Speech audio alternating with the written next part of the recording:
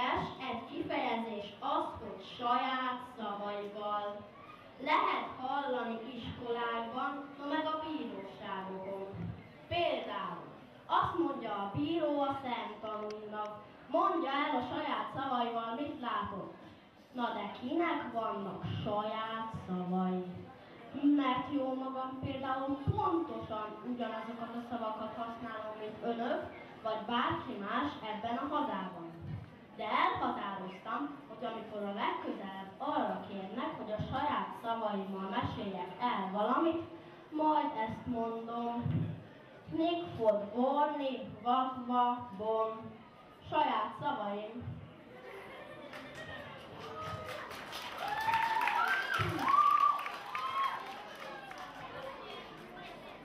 Három héttel ezelőtt sétálok az utcán, jön szembe egyik haverom, azt mondja, Levi, jaj de jó, hogy összefutottunk, mert nálunk éppen most folyik a lakásfelújítás, és a mi nappali szobánk pontosan ugyanakkora, mint a tiétek.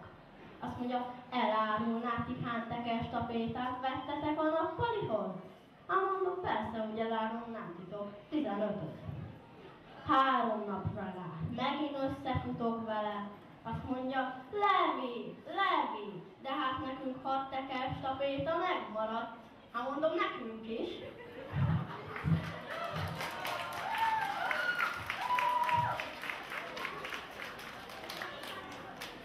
Bizonyos jó akaróink azt mondják, hogy a sportolás, a rendszeres testedzést sohasem késő elkezdeni, úgyhogy én várok.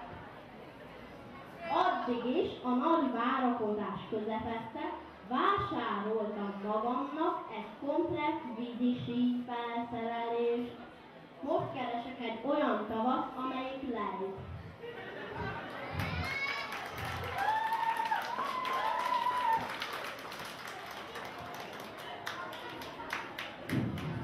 Egy alkalommal egyik barátommal ülünk a kávézóban, jön a pincér, azt mondja, van 300 forintos kávé, meg 380 forintos.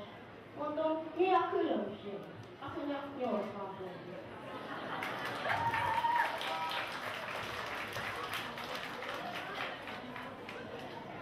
Két rendőrségi hír következik.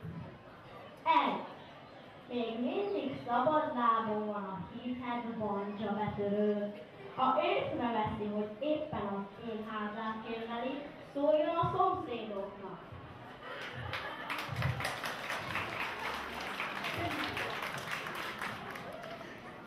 2.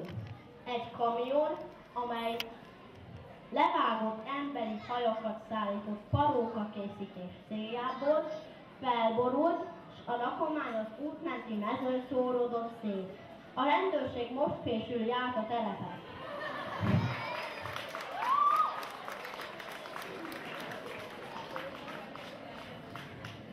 Hát őszinte leszek hozzátok, leginkább a 76. születésnapomtól félek, mert olvastam, hogy a férfiak várható élve töltött ideje 76 év, a hölgyeké, az asszonyoké viszont 80. Úgyhogy elhatároztam, hogy amikor 75 és fél éves leszek, nővé operáltatom magam.